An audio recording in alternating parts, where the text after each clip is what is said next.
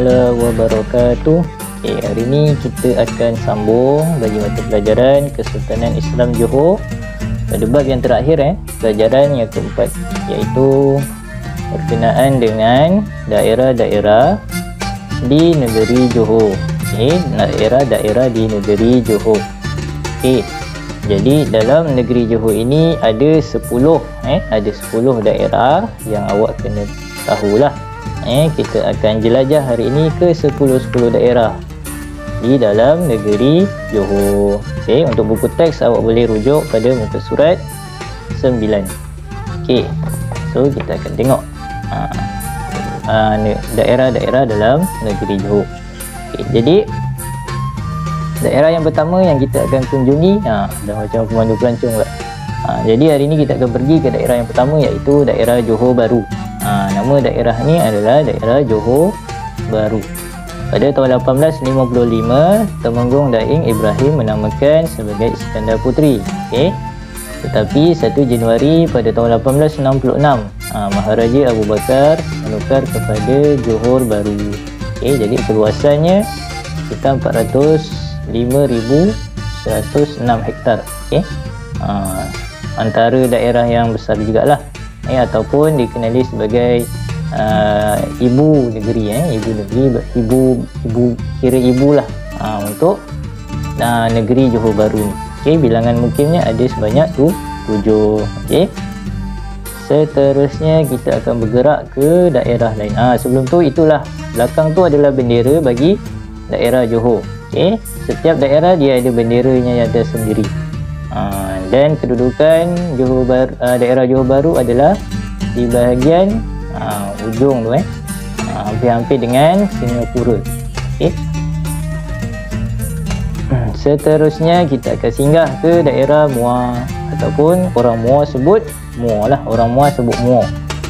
Daerah Muar berasal perkataannya Muara. Dibuka pada tahun 1862 dan diluaskan pada tahun 1874, yang telah mana dengan memasukkan jajahan ke Kesang. Keluasannya sekitar 137,588 hektar. Bilangannya ada 12 mukim. Bilangan mukim ada 12. Ataupun dikenali sebagai Bandar Maharani ataupun Bandar Diraja pada November 2012.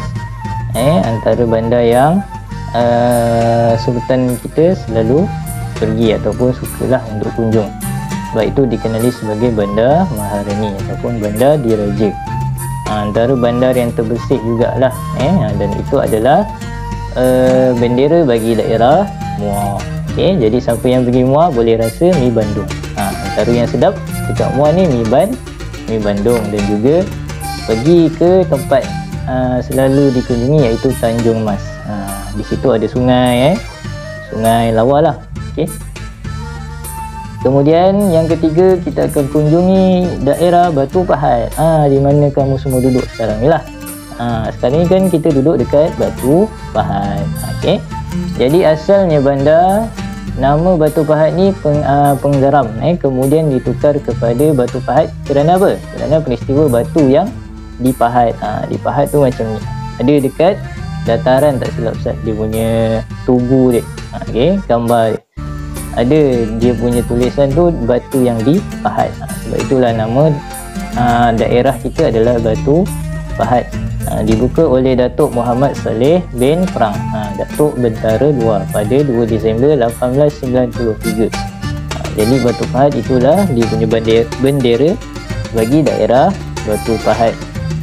Kemudian kita akan terus pergi ke daerah Segamat. Daerah Segamat iaitu dibuka pada tahun 1894 oleh Datuk Bentara II.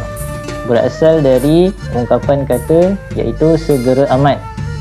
Jadi Segamat ni daripada perkataan segera amat. Suruh segera lah, amat segera, oleh Bendahara Paduka Tuan. Keluasannya sekitar 285,126 hektar dan ada 11 mukim. Kemudian kita pergi kepada daerah Keluang. Keluang hampir dengan kita ni, iaitu asalnya daerah Keluang ini adalah sejenis kelawar yang besar atau Kelawar buah. Dinamakan, jadilah namanya Keluang. Dulu ada kelawar dekat Keluang ni, sebab itu dinamakan Keluang. Sebahagian jajahan timur adalah endau dan berpisah pada tahun 1873. Jadilah daerah Keluang sahaja. Kalau tak, dia bersama dengan endau. Okey, bilangan mukim ada 8. Itu contohnya kelawar buah. Kelawar buah. Kemudian yang keenam, kita singgah kepada Pontian. Ke Pontian. Ini adalah daerah Pontian. Asal daripada Pontian ni adalah perkataannya perhentian, iaitu tempat berteduh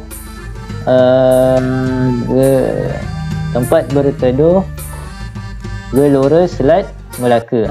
Dulu ada gelora pantai, jadi tempat Pontian dahulu adalah tempat untuk berteduh, ataupun tempat persinggahan kapal pedagang di dekat belah-belah Selat Melaka. Okey, Sungai Selat Melaka.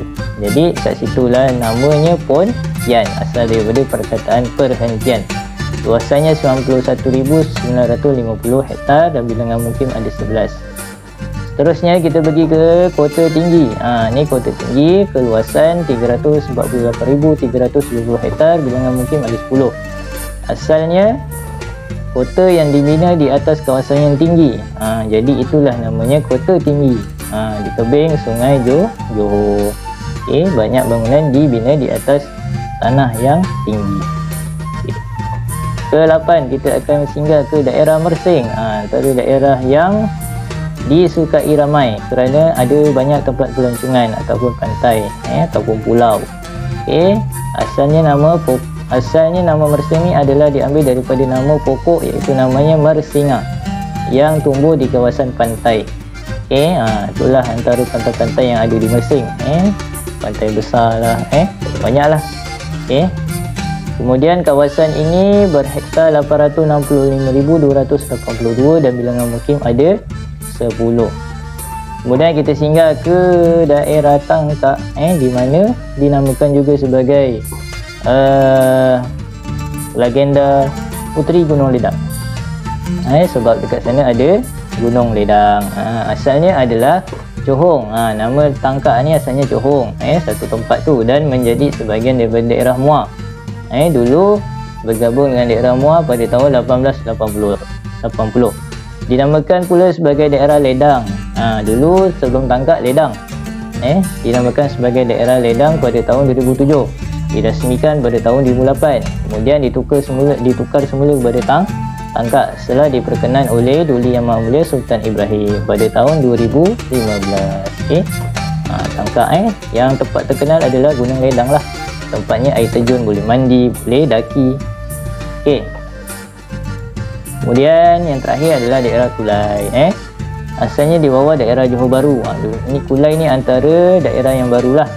Diwartakan sebagai Kulai Jaya pada tahun 2007, kemudian diperkenan ditukar kepada nama asal Kulai oleh Duli Yang Maha Mulia Sultan Ibrahim pada tahun 2015. Okey, luasan 75,000 hektar dan bilangan mukim ada 4.